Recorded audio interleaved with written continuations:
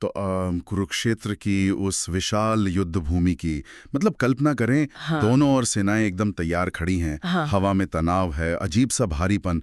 युद्ध बस शुरू होने ही वाला है। बिल्कुल बिल्कुल।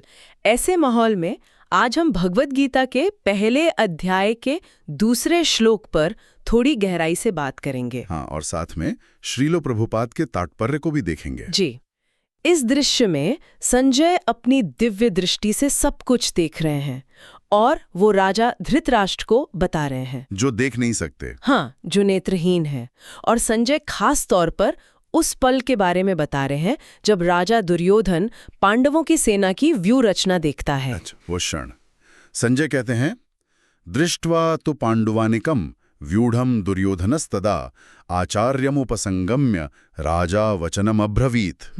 मतलब संजय ने कहा, हे राजन, पांडुपुत्रों की सेना की वो जो व्यूह रचना थी उसे देखकर राजा दुर्योधन उस समय अपने गुरु के पास गया, द्रोणाचार्य के पास, और उसने कुछ शब्द कहे। जी। अब ये बात थोड़ी सोचने वाली है। दुर्योधन खुद इतना बड़ा राजा, इतनी विशाल सेना का मालिक, वो पांडवों की सेना को सजा हुआ देखकर फौरन अपने गुरु के पास क्यों गया?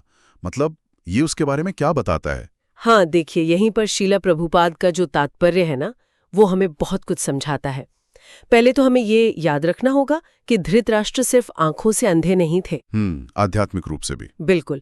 वो जानते थे कि उनके पुत्र भी धर्म के मामले में, सही गलत के मामले में अंधे ही हैं, और वो पांडवों से कभी समझौता नहीं करेंगे, क्योंकि पांडव तो जन्म से ही धर्मात्मा माने जाते थे। सही बात है। लेकिन फिर भी धृतराष्ट्र के मन में कहीं ना कहीं एक डर था कि ये जो कुरुक्षेत्र की भूमि है, ये तो धर्म क्षेत्र है, पवित्र भूमि है। कहीं ऐसा ना हो कि इस जगह का असर मेरे बेटों पर पड़ जाए। हाँ, कहीं उनका मन न बदल जाए। एग्जैक्टली। तो संजय, जो धृतराष्ट्र के मन की ये उलझन समझ रहे थे, वो उन्हें एक तरह से आश्वस्त करना चाह रहे थे कि चिंता मत कीजिए, आपका बेटा बदलने वालों में से नहीं है। हाँ, कि देखिए, आपका बेटा तो बिल्कुल लड़ने के मूड में है, समझौते का तो सवाल ही नहीं उठता। इसीलिए संजय फौरन बताते हैं कि देखो, जैसे ही उसने पांडव सेना का व्यू देखा, दुर्योधन सीधा अपने सेनापति द्रोणाचार्य के पास भागा।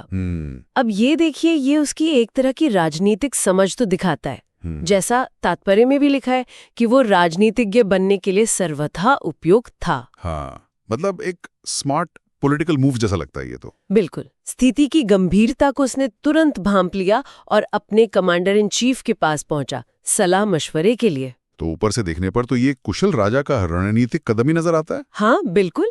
लेकिन अगर हम तात्पर्य की गहराई में जाएं तो तस्वीर थोड़ी और जटिल है। अच्छा। हाँ, तात्पर्य ये साफ करता है कि ये जो उसका कूटनीतिक व्यवहार था ना, वो उसके अंदर के डर को छिपा नहीं पाया।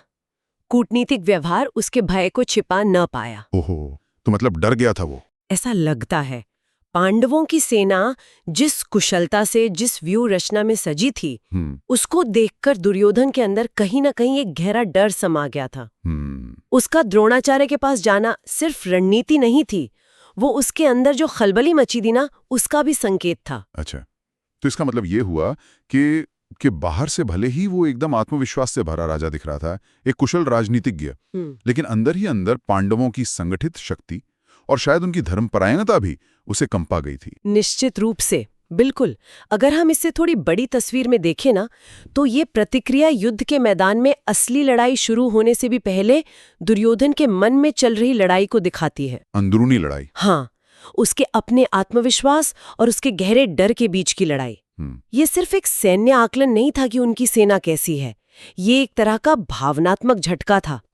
ये शायद पांडवों की नैतिक शक्ति, उनकी सामरिक तैयारी, उनकी एकजुटता, इन सब की एक अनकही स्वीकारोक्ति थी जो उसे अंदर तक हिला गई। तो मतलब इस एक श्लोक और उसके तात्पर्य से हमें ये समझ आता है कि कैसे बाहरी दिखावा, ये कूटनीति, ये सब भी अंदर के गहरे डर को हमेशा छुपा नहीं पाते। बिल्कुल, खासकर तब जब सामने धर्म और संगठित शक्ति हो। और ये हमें सोचने पर मजबूर करता है, नहीं, कि किसी भी लीडर का, किसी भी अगुवा का अपना जो अंदरूनी डर होता है, जिसे वो शायद दुनिया से छिपा भी ले, हाँ, वो डर उसके फैसलों पर और खासकर किसी बड़े संघर्ष के नतीजों पर कितना गहरा असर डाल सकता है। ये एक अहम सवाल है।